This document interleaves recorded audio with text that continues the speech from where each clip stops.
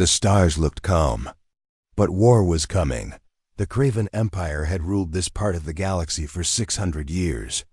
Their ships were powerful. Their soldiers never lost. They had crushed many planets and broken many species. And now, they had found a new one, a blue planet at the edge of the system, covered in water, clouds floating in its sky. One sun, one moon. It was called Earth. From orbit, it looked peaceful. No defense satellites. No strong shields. The life forms seemed disorganized, weak, loud, violent to each other. The Kravel High Command watched Earth from their command ship, Draction V. It was the size of a city and floated high above Earth's orbit. Commander Threx stood near the glass window, his 4 red eyes watching the spinning planet. He was tall, armored, and cold. "Report," he ordered. A young officer stepped forward. "The scans are complete, Commander. The species is called humans. They live in broken tribes. Always fighting. No space fleet. Their weapons are ancient." Commander Threx nodded. "And the signal?" The officer paused. "Still playing. It began 24 hours ago." From this location, a map of Earth appeared. A red circle blinked over a place called California. "Play it," Threx said. The room fell silent. Then a sound echoed through the ship. It was strange. Human voices and laughter. "You think you can scare us? Try landing here, buddy. We've got baseball bats and bad tempers." Then loud laughter.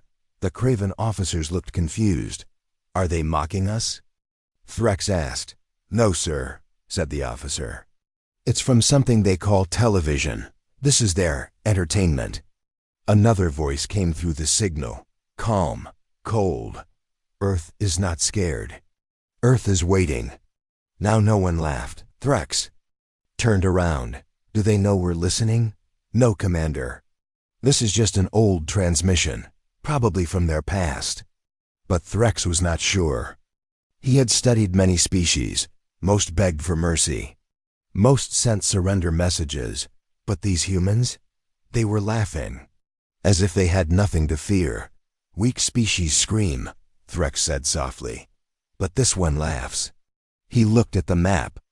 "Again, send a scout team, 4 soldiers, invisible armor. Study them. Capture 2 for testing." "Yes, Commander." Planet Earth. 6 hours later, the town of Whitestone, Texas, was small. Farms, dusty roads, and trucks. The sun was high. Children played outside. Dogs barked. Then the wind shifted. A shimmer passed through the street. No one saw it. But a small boy named Ethan, only 6 years old, stopped playing. He stared at something near the fence. "Mommy," he said, tugging her hand. "There's a shiny monster," she smiled. "No, sweetie. That's just your imagination." But Ethan kept staring, his eyes wide. The Craven scout team moved silently. They wore cloaking suits. They were trained hunters. They saw the humans, weak, soft, easy. "We will take that male," one alien said, pointing at a man fixing a car. "And the female near the stall." "Understood." They spread out, fast, silent, invisible. Then something happened. The man under the car rolled out and looked right at them. He didn't scream. He didn't run. He just said, "You picked the wrong town." Then he pressed a button on his belt. Boom. An electric blast filled the air. The Craven's cloaking suits failed. The 4 aliens became visible. People screamed, but not in fear. In anger, 10 humans ran toward the aliens with tools, ropes, and guns. The aliens raised their weapons, but it was too late. One alien was hit in the head with a wrench. Another was stabbed in the leg with a screwdriver. The third fired, but missed. He was tackled by a woman in work boots who slammed a metal pipe into his chest. The 4th alien tried to fly. He almost made it, until a man with a shotgun said, "Welcome to Texas," and fired. The alien crashed to the ground, wounded, shaking, bleeding green. The humans surrounded him. Silent. The man with the shotgun stepped forward. "Tell your leaders," he said. We're not prey. Craven ship. Later that night, the captured scout's helmet streamed everything. The beating, the fear. The human's words. Commander Threx watched the footage. Again and again. The officers stood still. These weren't soldiers. These were farmers, builders, parents. And yet, they fought like warriors. Threx leaned back. They saw through the cloaking. How? No idea, sir. They used no energy weapons. Just tools. How did they win? The officer swallowed. They didn't seem afraid, sir. Commander Threx stood up. This planet is not what it seems. In deep space, another ship far away, hidden in an asteroid field, a ship watched. Everything. Inside was a creature not of the Craven Empire. It had long ears, golden eyes, and skin like polished metal. It listened to Earth's signal. Again and again. It smiled. They think humans are weak, it whispered. They have no idea. Back on Earth, Government Bunker A red alert flashed on the giant screen. Military leaders from different nations gathered. An old general spoke. Aliens came to our world. No one looked surprised. We captured their tech. We know they're planning more. Still no fear. The general smiled. It's time we show them. Earth is not weak. Around the table, old soldiers, hackers, engineers nodded. They had been waiting for this. Craven Command. Final scene of Part 1. Commander Threx stared at the planet. Blue. Beautiful. Dangerous. He whispered. Prepare the invasion. But in his heart, something felt wrong. Something felt cold. As if Earth had teeth. And was smiling. Chapter 1. Alien blood in the soil. The town of Whitestone, Texas was no longer quiet. Hours had passed since the fight. The sun had gone down, but people still stood in the streets. Blood not red, but green stained the ground. One alien body still lay in the open, its armor torn. Sheriff Mason Briggs leaned over the creature, holding a flashlight in one hand and a shotgun in the other. This ain't no weather balloon, he muttered. A young woman in army pants walked up behind him. Her name was Elena Cole, ex-Special Forces. I called General Harper. The government's on their way, she said. But it's not just them. Mason looked up. What do you mean? She handed him a phone. On the screen were grainy videos. People across the world were reporting strange things, shadows moving, pets growling at empty spaces, loud buzzing sounds in the night. They're testing other towns, Elena whispered. We were just the first. Chapter 2. Back in orbit high above Earth, Commander Threx stared at the transmission feed from his scout team. 3 dead, 1 captured. The mission had failed. This is unacceptable, he growled, his voice sharp like blades. A tall Craven officer named Zoran stepped forward. They were untrained farmers. The humans should not have won. Threx didn't answer. He just played the video again, the one from the scout's helmet. The humans had moved fast, fought smart, and didn't panic. They were clever, strong, and angry, and worse. They laughed during the fight. They enjoyed it, Threx muttered. Chapter 3. Government moves quietly in a hidden base under the Rocky Mountains. Alarms blared. Men and women in uniforms ran from room to room. Screens flashed with words. Level 9 response. Global threat confirmed. General Harper stood before a giant digital map. Dots blinked on every continent. Possible alien landings. But the general didn't panic. He smiled. We knew this day would come, he said. Across the table sat members of the Earth Defense Alliance, a secret global unit formed years ago, when strange things had first been spotted in space. One man, Dr. Elias Wren, pointed at the video from Whitestone. They used stealth armor. He said, we have nothing like that. But the humans still won. Another agent, a woman named Juno Park, added, because they're not ready for how humans fight. We don't follow rules. We fight dirty. The room nodded. Chapter 4. Fear in the Empire on the Craven capital planet, millions of light years.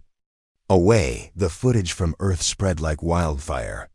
Soldiers, scientists, and leaders watched in silence. The Council of War, a group of 9 powerful Craven elders, met in their dark hall. "This planet is dangerous," said one counselor. "We must destroy it." "No," said another. "We must study them first, find their weakness." But the youngest voice in the room, a thin alien named Vale, whispered something different. "We thought they were animals," she said. "But I think we are the ones in the cage." The others laughed, but Vale didn't smile. She had watched the full video. The humans did not beg. They did not scream. They attacked like wolves, and they enjoyed it. Chapter 5. The prisoner wakes in the underground base in Texas. The surviving alien had been locked inside a glass cell. Scientists poked, scanned, and tested, but got nothing. Then Alina Cole entered the room. She wasn't a scientist. She wasn't gentle. She pulled a metal chair across the floor and sat down in front of the alien. "You came to study us," she said. "Now we study you," the Craven hissed. "I won't talk." "You don't have to," she replied. "We already learned enough." She pressed a button. The wall turned into a screen. It showed humans in war, humans surviving storms, humans climbing mountains, losing limbs, but always standing back up. "This is what we are," she said. "Pain doesn't stop us, it makes us angry." The alien looked confused. Elena stood. "We've fought each other for centuries," she said. "But now you've given us a reason to fight together."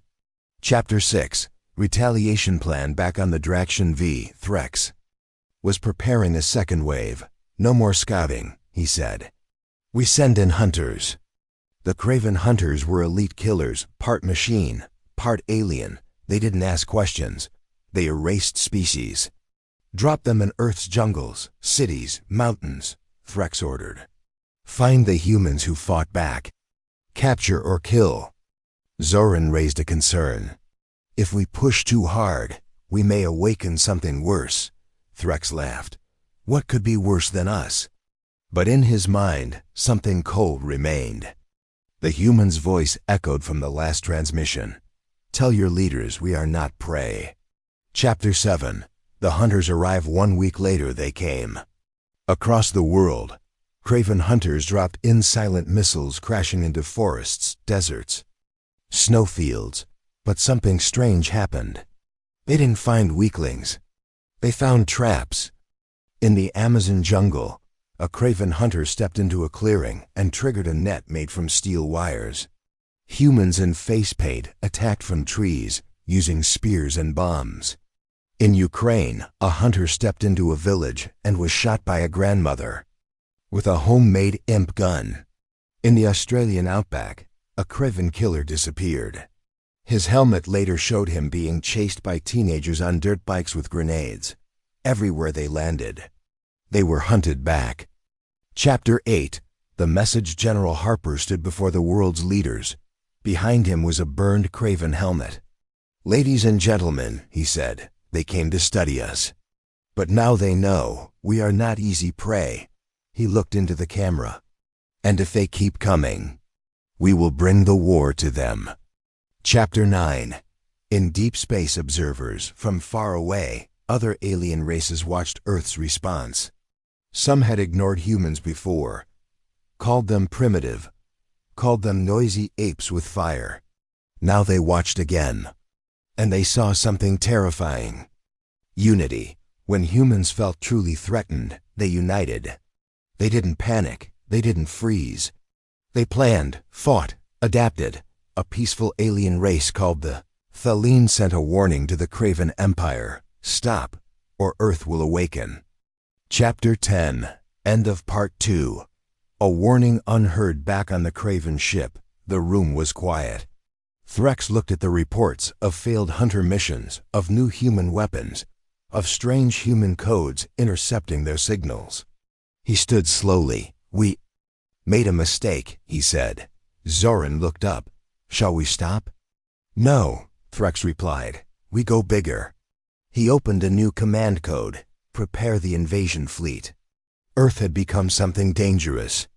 But Threx still didn't know the truth. Earth hadn't even started fighting yet. Chapter 1. Cracks in the Empire. The Craven Empire stretched across hundreds of planets. Their laws were strong. Their armies feared. Their cities were tall, shining with red crystal and black steel. No world had dared fight back in over a century, until Earth. Now everything was changing. In the great capital tower of Zark's Prime, the Supreme War Council gathered in silence. The Red Room was cold. Tension filled the air. 3 giant screens showed the same thing: human faces, human traps, human victories. The alien generals stared at each other. This is not possible, hissed High Marshal Krant, one of the oldest warriors in the Empire. They should be crushed by now. They are primitive, said General Varn, slamming his fist. They have no fleets, no warp drive, no shields. A younger voice interrupted. But they are not afraid. It was Vale, the youngest strategist in the room. She stood tall, her silver skin glowing under the red lights. They are different, she said. They adapt. They fight in ways we do not understand. The room fell silent. Then the screen changed again. This time, it showed something new. Chapter 2. The war map. A Craven spy drone had been shot down over Siberia. Its final images were now being analyzed. What it showed was shocking. Deep inside the snow, humans had built a base. Not just any base, a hidden fortress, covered in ice. Powered by something strange. Inside, humans trained in silence. Men, women even. Teenagers worked like soldiers. Their weapons were not large, but fast, smart, deadly. One scene showed a wall covered with alien photos and maps. The humans had studied the Craven Empire in detail. They know our weak points, Vale said softly. Even I didn't know about that outpost on Harnack 7. Threx watched the images. His face was hard. They've already begun to study us, he said, and now they are planning. Chapter 3. Earth's secret weapon. Stood in front of something massive. It looked like a spaceship, but not a normal one. It was built using recovered Craven tech mixed with Earth's best machines. It had no name yet, but it would be Earth's first warship. Dr. Elias Wren ran tests on the engines. This ship won't travel like theirs, he said, but it will fight like hell. Beside him stood Juno Park, now head of counter-invasion tactics. We don't need to match them, she said. We just need to outthink them. Harper smiled. They thought we'd just defend. They forgot. Humans also invade. Chapter 4. Empire starts to shake across Craven space. Whispers began to grow. On distant mining worlds, workers refused orders.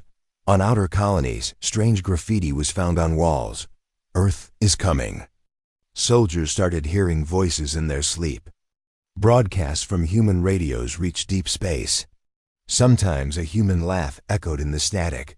The Empire's grip was slipping. Zoran watched all this from the deck of his battleship. He didn't speak, but inside his chest, he felt something he had never known before. Chapter 5. Humans on the offense. In the middle of the Indian Ocean, 5 black submarines surfaced. Each carried something hidden: new anti-orbital weapons. On a small island in the Pacific, a group of special forces trained with Craven weapons. They had already mastered the alien rifles faster than expected. In the deserts of North Africa, a strange sound filled the air, a signal. Short, sharp, coded. It was in the Craven language, but it was sent from Earth. Earth was no longer just defending. Earth was talking back. Chapter 6. Inside the human Minden, a lab under Nevada, the captured Craven soldier from Texas, codenamed Subject Gray, was finally speaking. He sat in a chair, eyes low, hands chained. Dr. Elias Wren sat across from him. You should have crushed us by now, the doctor said. Why didn't you? The alien looked up slowly. His voice was hoarse. Because we didn't understand you. Dr. Wren leaned forward. You still don't. The alien nodded. You enjoy fear. You smile in danger. Your people train using pain. Your children play with toy weapons. He swallowed. You are not like others. You do not want peace. You want victory. Dr. Wren didn't deny it. Chapter 7. First human strike in space, in a silent launch from the Arctic, the unnamed. Earth warship finally left the ground. The crew inside was small, just 30 humans, but they were hand-picked. Special forces, hackers, pilots, and survival experts. The ship's name was painted by hand, First Fist. Its mission, not to attack, but to test how far they could go. They crossed Earth's orbit and kept going toward a Craven satellite. It took only 10 minutes. The satellite exploded. Mission complete. Earth had now touched the stars with fire. Chapter 8. The breaking point. The news spread across the galaxy. Primitive humans destroyed an orbital weapon. Some races laughed. Some were afraid. But the Craven Council was silent. The Empire was used to fighting enemies with fear. But fear didn't work on Earth. They had made jokes during the invasion. They had trained kids to shoot plasma. They had built warships from junk. Threx stood before the Council. We go now. With full force, he said, but Vale raised her voice. If we go now, she said, we may not return. The room laughed. But no one laughed as long as before, because fear was now inside the Empire. Chapter 9. Inside, a Craven Minjoran sat alone in his chamber. He played Earth's signal again, the first one that started it all. You think you can scare us? Try landing here, buddy. He closed his eyes. Then he opened a secret file. Inside were reports of Craven soldiers defecting, small numbers, but real. Some had sent messages to Earth. Zoran read one. We did not come to fight wolves.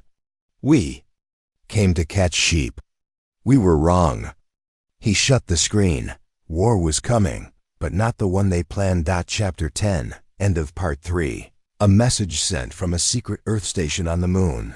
A signal was sent deep into space. Encrypted. Short, cold. It said only one thing. We are awake. Now. The signal reached the Craven Empire. And for the first time in 1,000 years, the mighty Craven felt small. Chapter 1. The message that shook the Empire. Inside the Craven communication tower on Zarnes 3. A strange signal had been intercepted. At first, it sounded like noise, just static and broken words.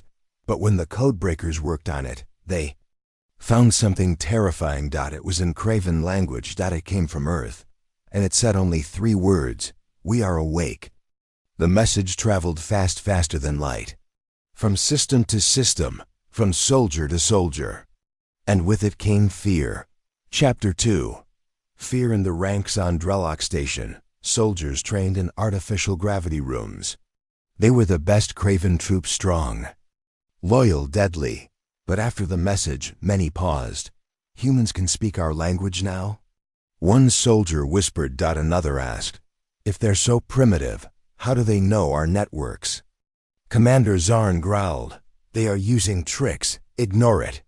But his voice had a crack in it. A weakness. In the corner of the room, a quiet soldier named Lorik said nothing. But inside, his thoughts burned. They're not just fighting us, Lorik thought. They're learning us. And maybe they're smarter than we thought. Chapter 3.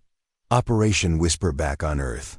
In a hidden base under Norway, General Harper met with the leaders of the Earth Defense Alliance. Around him were faces from every continent, military, civilian, technical. Behind them, screens showed Craven space. This is not just war, Harper said. This is strategy. A woman named Mira Tan, head of cyber intelligence, stepped forward. She wore a simple black jacket. No medals, no titles. But she was the most dangerous mind in the room. We've cracked their encryption, she said. We've mapped 13 of their military networks. She pointed to a red dot blinking over a planet called Vulthur 9. That's their communications relay. If we hit it, their ships won't talk to each other. Harper nodded. And what's the risk? Mira smiled. Everything. Chapter 4. The ghost ship. 3 days later, a small Earth stealth ship left the dark side of the moon. It carried no flag, no ID, and only 5 crew members. Its name was Ghost Knife. Inside were Captain Reed, a former Navy SEAL who had once escaped from enemy lines with a broken leg and no weapons. Leon, a silent sniper who hadn't spoken in years but never missed a shot. Jox, a hacker with a criminal past and a genius brain. Nova, a pilot who flew through a hurricane just to test a new engine. And Subject Gray, the captured Craven defector. Gray had chosen to fight with the humans, not because he loved them, but because he feared them less than his own people. They burn bright, he had said, like stars before death. Chapter 5. Infiltration. The Ghost Knife slipped into Craven space, pretending to be space junk. Its surface reflected starlight and bent radar waves. Vulthur 9 spun below them. The plan was simple. Get in. Shut down the relay station. Get out. Accept. Nothing ever went as planned. As they landed in the rocky cliffs, alarms went off. Not from the base. From the sky. A Craven patrol had spotted the ship. We've got 10 minutes. Reed shouted. Jax. Hacked the station doors. Leanne took position on the rocks. Nova kept the ship running, and Gray led the way. Chapter 6. Inside the enemy's mind. As they entered the base, the humans saw how advanced Craven tech really was. Walls glowed with living light. Screens floated in the air. Doors opened without sound, but it didn't stop them. Gray led them through tunnels only a Craven would know. They never lock this side, he said. They don't expect betrayal. Inside the relay room, Jax connected his device. This is gonna sting, he whispered. The lights turned red. Alarms screamed. Outside, Leon fired. 1 shot, 1 kill. Reed held the door. Nova shouted, hurry. And in 94 seconds, Jox did it. The relay was down. Half the Craven fleet went silent. Chapter 7. Sacrifice. But escape wasn't easy. As they ran back, a drone fired at them. Reed pushed Jox out of the way and took the hit. He collapsed, blood-soaked. His suit. Leave me, he said. No, Jox shouted. Reed grabbed Gray's arm. You lead now. Show them what we are.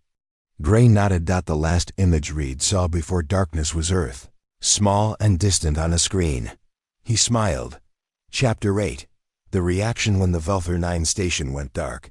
Chaos exploded in the Craven fleet. Ships stopped responding. Commands were lost. Some even crashed into asteroids. Commander Threx was furious. Who did this? Zoran stepped forward. It was humans. Threx slammed his fist. Impossible. They sent a team, a small one. And it worked. Threx's claws trembled. Then came worse news. Other Craven soldiers had started asking questions. Why are we fighting them?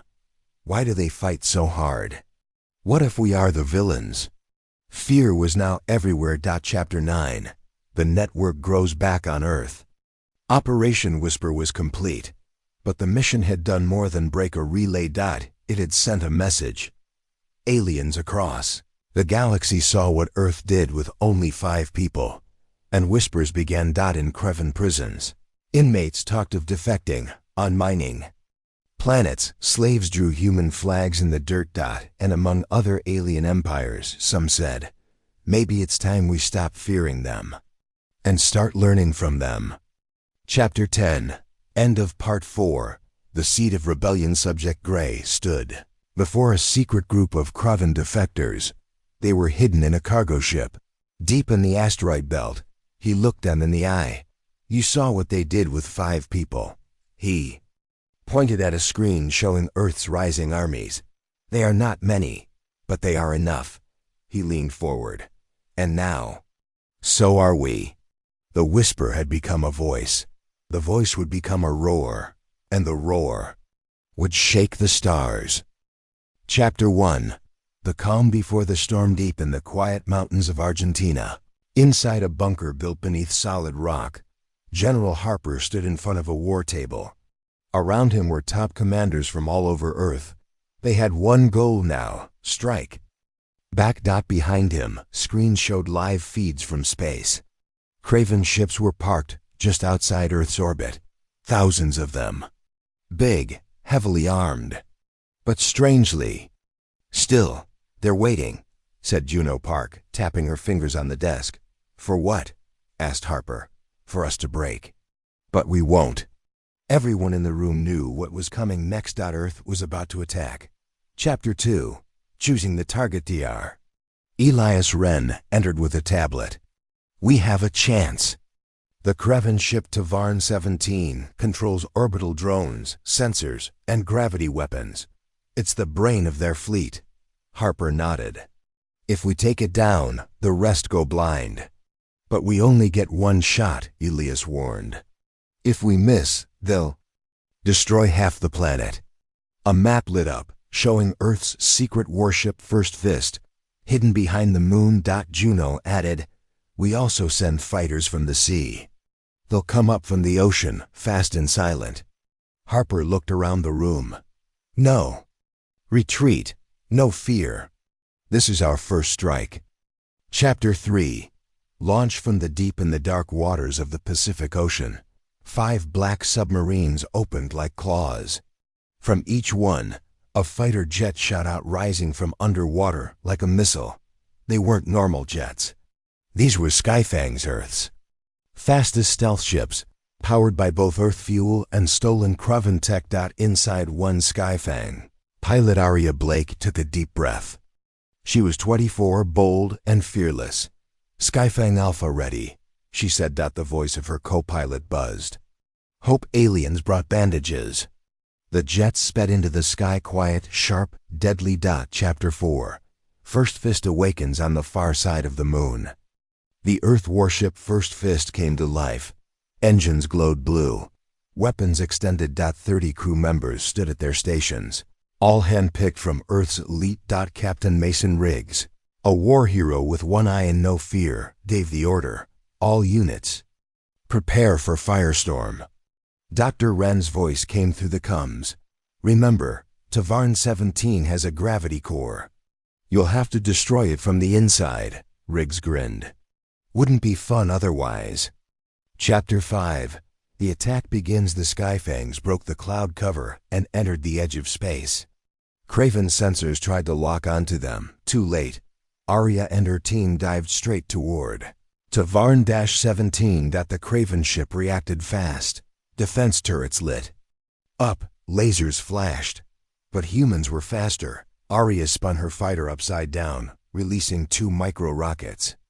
They pierced the Kraven hull like needles. Boom. Outside, the First Fist appeared from behind the moon, firing plasma bursts.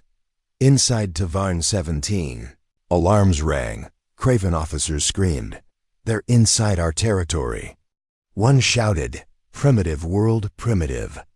No more." Chapter 6. Boarding party. A small shuttle detached from First Fist and latched onto Tavarn 17's surface. The door blew open.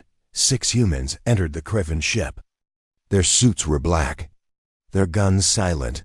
Among them, Elena Cole Jocks and 2 new faces: Vikram Singh, a close combat expert, and Leah, a field medic trained to fight and heal at once. They moved like shadows. Elena pointed forward. "Gravity core is in the lower deck. Move fast." Kraven guards rushed toward them, but didn't expect what came next. Vikram flipped over a railing, landing between them. His blades flashed. 2 aliens dropped. Jax hacked a door while under fire, shouting, "This ship is huge, and I don't like it." Leah threw a pulse bomb. It made no sound, but dropped 6 Kraven in a flash of blue. Chapter 7. Inside the core, the Canva team reached the heart of the ship. The gravity core floated in the air, large, glowing, humming with power. Dr. Wren's voice came through. "You can't destroy it with bullets. You'll need to overload it. But be careful, it could pull you apart molecule by molecule. Jocks ran forward, tools in hand. Cover me. Elena and Vikram took positions. Krevan soldiers were coming in from all sides. Leah shouted, "We've got company." Jock smiled as he worked. "They always come. But we always leave." Chapter 8. Final countdown outside. Skyfangs kept the Krevan distracted. Arya's ship was damaged. Smoke filled the cockpit. Alpha hit. Her co-pilot yelled, "I'm still flying." Arya growled. She pushed forward, launching a final missile. It hit a Kraven cannon, giving First Fist the opening it needed. Inside Tavarn 17, Jock shouted, "Overload set. We've got 60 seconds." They ran. Kraven soldiers chased them, screaming at the docking hatch. Leah was hit. Elena dragged her in, yelling, "We're not losing anyone today." The shuttle detached. Behind them, the gravity core exploded. Tavarn 17 began to break apart. Chapter 9. A hole in the fleet on the Krevan flagship. Commander Threx watched in horror. His control ship, the heart of his fleet, was falling. Fire, smoke, silence. Zoran stepped forward, his voice low. "They hit us first." Threx slammed his fists. "That was our brain." Zoran didn't speak, but he was thinking. They used only a few ships. What if they send more? Chapter 10. Earth celebrates. Quietly in Earth's control room, cheers filled the air. The First Fist had returned.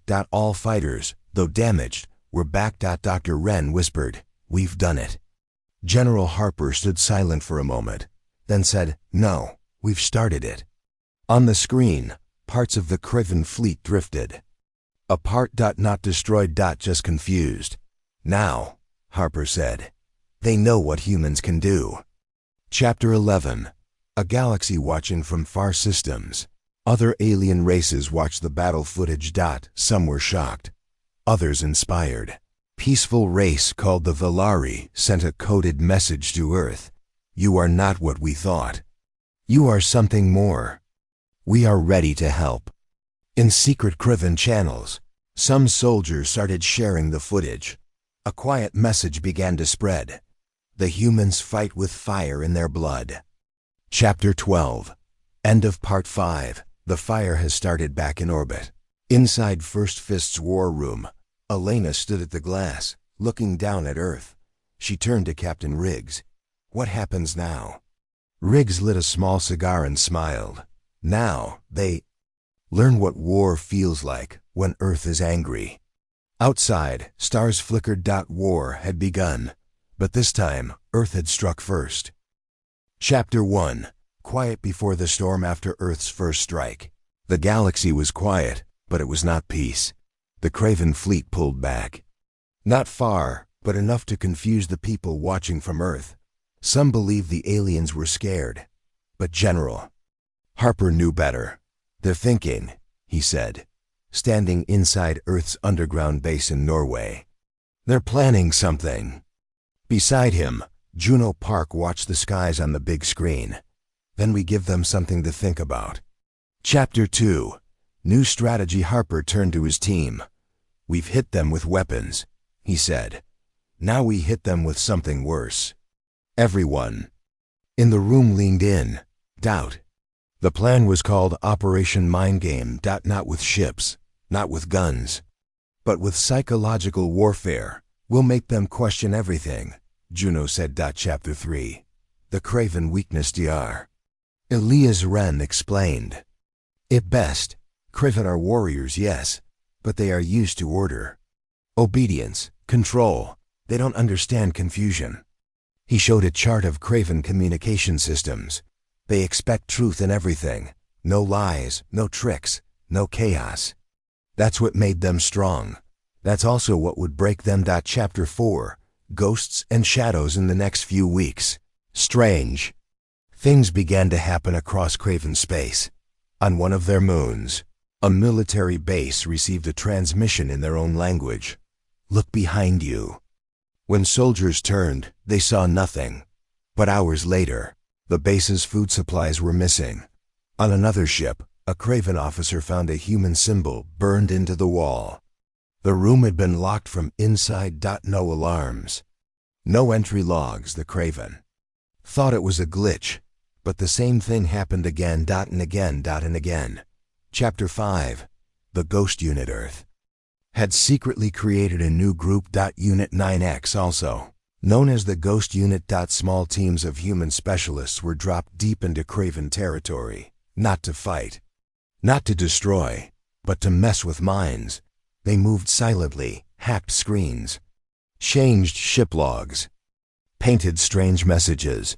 One team replaced Craven training videos with footage of humans boxing, shouting, laughing. One message kept repeating, "You think you know us, you don't."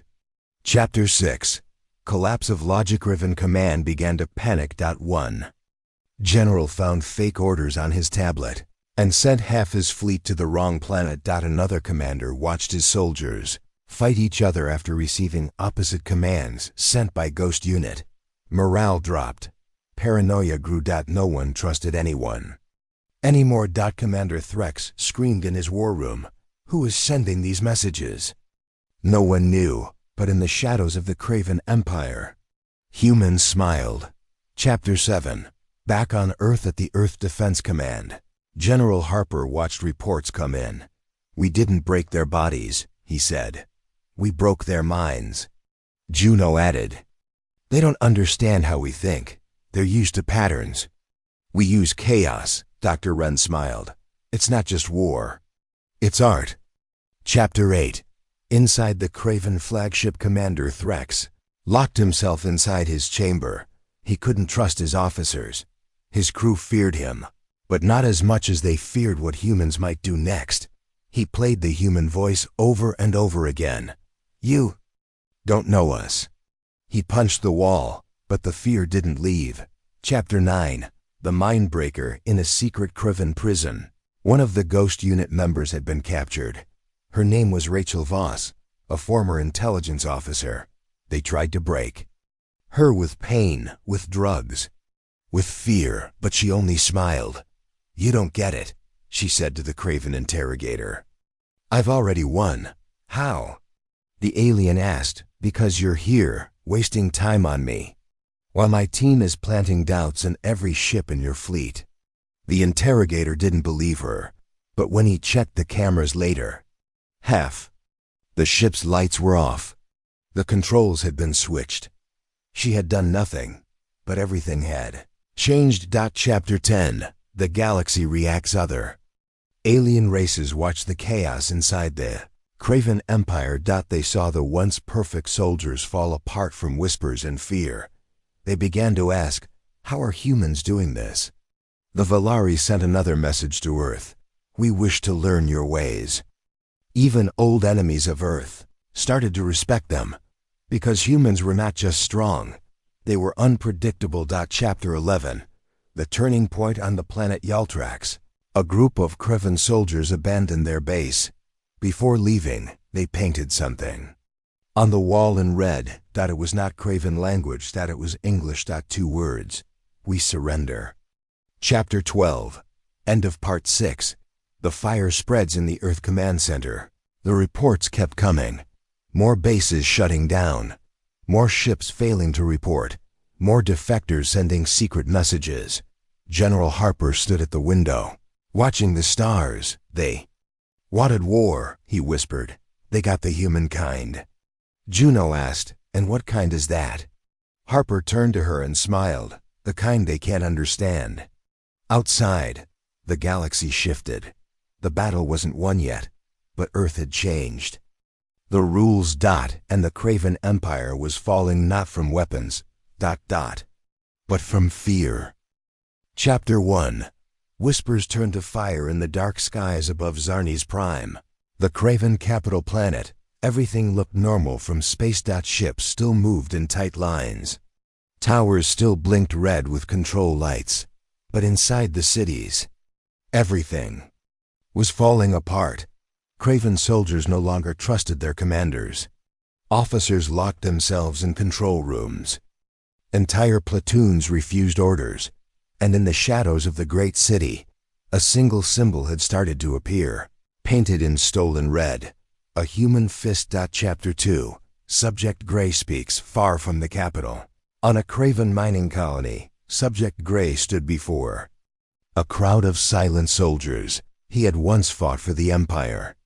Now he stood with the humans, but his voice wasn't angry.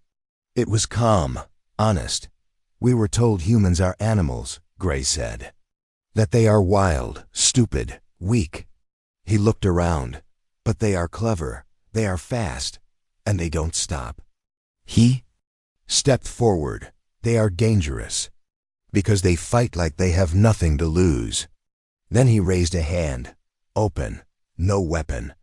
But if we stand beside them, maybe we have something to gain." One by one, the soldiers in front of him dropped their rifles. The rebellion had begun. Chapter 3. Fire from within across the Craven Empire. Cracks became open wounds. On Velthor 2, prison guards opened the cells and walked out. On Jernek Station, the entire science team escaped in stolen ships. On Drelok Prime, a full battleship turned off its engines and stopped mid-space. And in every place the rebels moved. They left messages. Sometimes they wrote, "The humans were right." Other times, "We see now." And everywhere they went, they showed the image of Earth's first strike, the destruction of the Tavarn-17. The Craven began to ask, if humans can do that with so little, what more can they do? Chapter 4. Commander Threx's last move inside. The war tower on Zarni's Prime. Commander Threx paced like a caged animal. His red armor no longer shined. His claws tapped on the floor with rage. "They are breaking our empire," he growled, "without even invading us." Zoran stood in the corner, quiet. Threx spun toward him. "Send the Sunburn Protocol." Zoran's eyes widened. "That's a planet killer. It's not for rebellion, it's for total war." "They chose war," Threx shouted. "Now we give it." Zoran didn't argue. But inside, his thoughts were not loyal. He had seen the humans fight. He had seen his own people fall apart. And now, he wasn't sure who the monsters were. Chapter 5. Earth learns of the protocol in Earth's main war room. Deep beneath the ground in Colorado, an urgent signal flashed across the screens. Mira Tan, Earth's top cyber operative, had decoded it. "The Craven have activated Sunburn Protocol." Juno Park asked, "What is it?" "It's a weapon system. A planet-level strike beam. If they aim it at Earth, we won't survive." The room fell silent. Then General Harper stood. "They think we'll panic," he said. He looked around the room. "But they forget, we're already at war. We don't scare easy." Chapter 6. The Strike Team Earth had no choice now. They had to stop the weapon before it fired. Harper activated Operation Black Echo, a team of 12 human soldiers. Spies, hackers would travel deep into the Craven capital world. Their mission, destroy the Sunburn beam before it could be fired. Leading the team, Captain Mason Riggs, the war hero from First Fist. Alongside him, Elena Cole, Jax, Vikram, Leah, and a new recruit, Kara, a Craven rebel who had joined Earth after losing her brother to Threx's war. Chapter 7. Landing in the Lion's Mouth. The Kavrum landing in the Lion's Mouth. Team used a cloaked shuttle to enter Zarni's Prime. They landed in the ruins of an old Craven port, now abandoned by rebels. Skies above were filled with smoke. Sirens screamed in the distance. Kara guided them through the dark alleys. "The city used to shine," she whispered. "Now it's rotting." Riggs nodded. "Perfect cover." They moved in silence, dodging patrols, slipping through cracks, but time was short.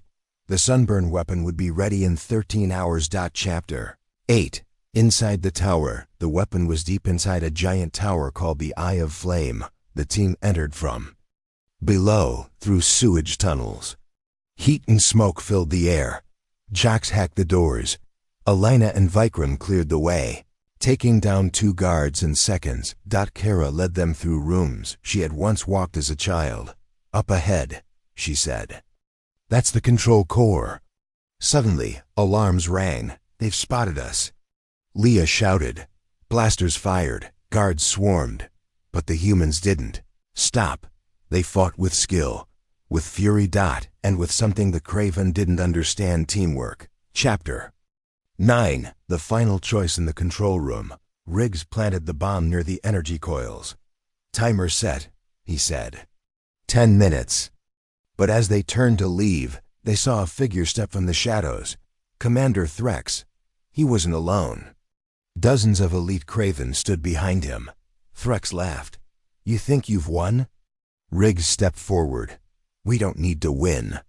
We just need you to lose. Threx aimed his weapon, but before he could fire, someone else did. Zorrin. From behind. He shot Threx in the back. The Craven leader fell. Zorrin stepped into the light.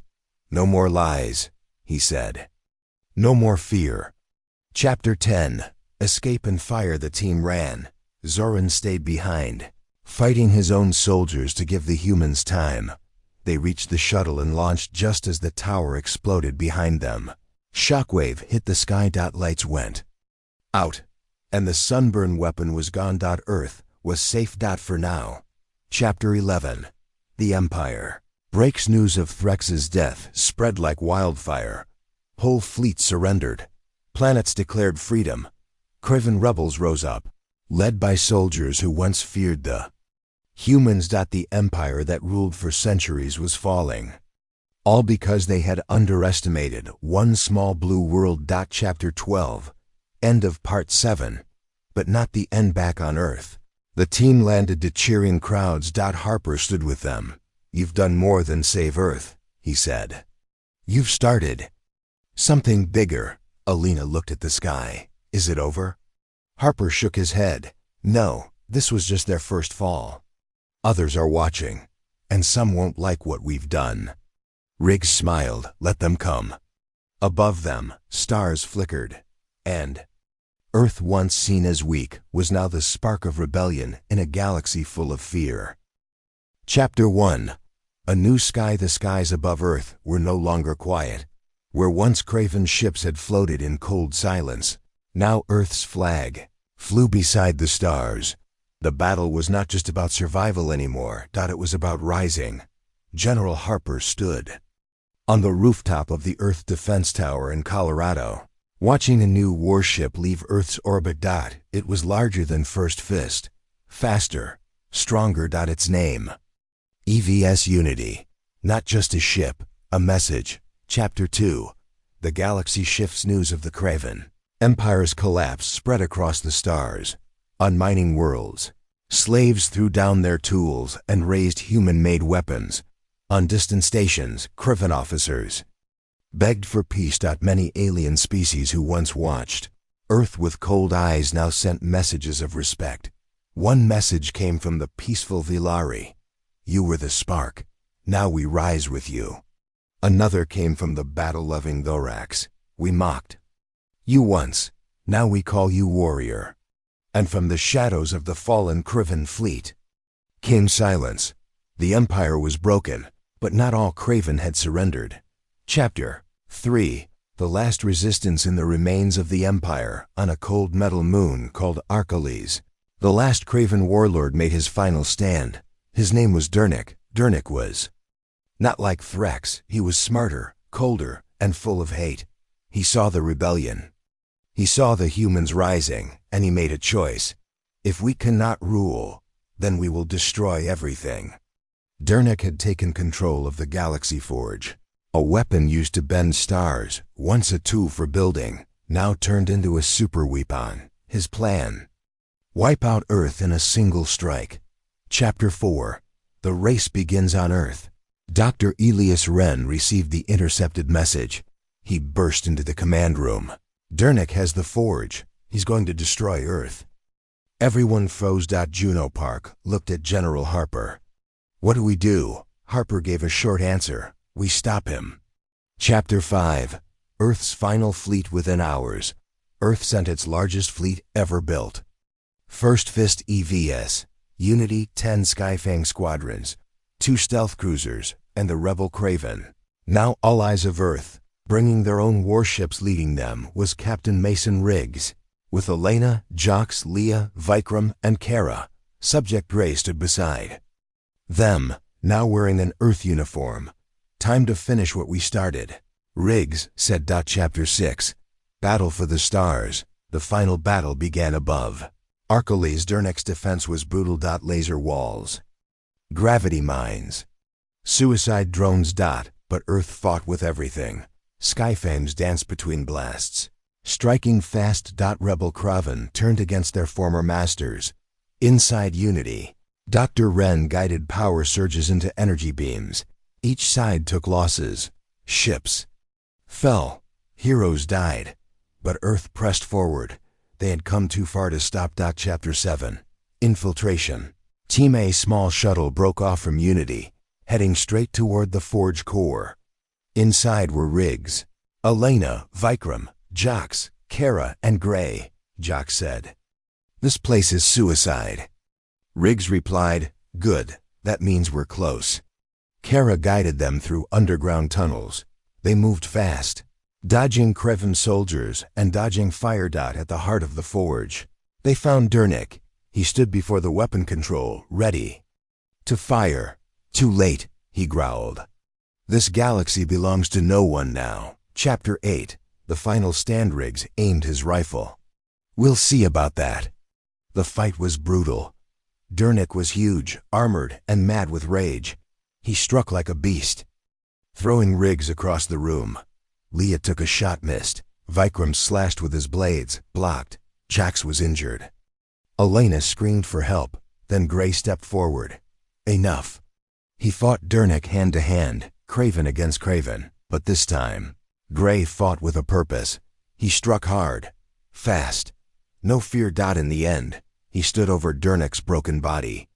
9. Earth's Choice. Jax reached the Forge controls. The system's overloaded. "We can't shut it down. It's going to fire."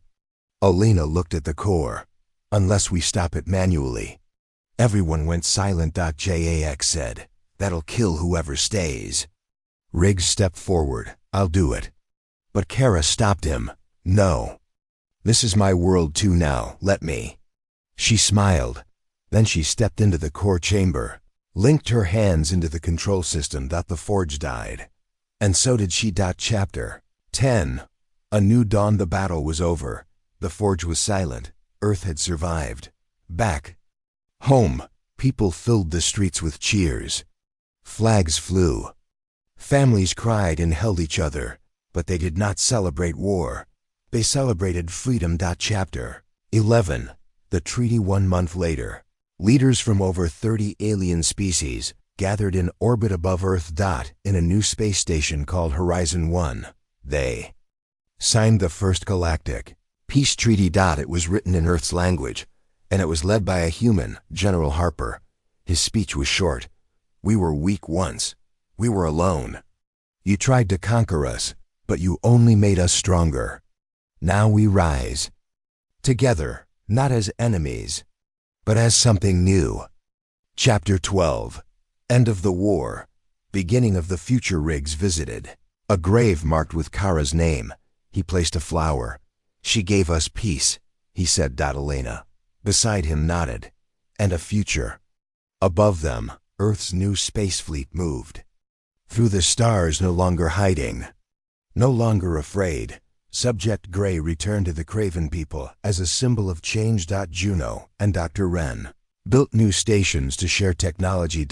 And the people of Earth looked up at the sky with new eyes, because now the galaxy knew the truth. Humanity was never weak. They were just waiting to rise. And now, Earth had risen.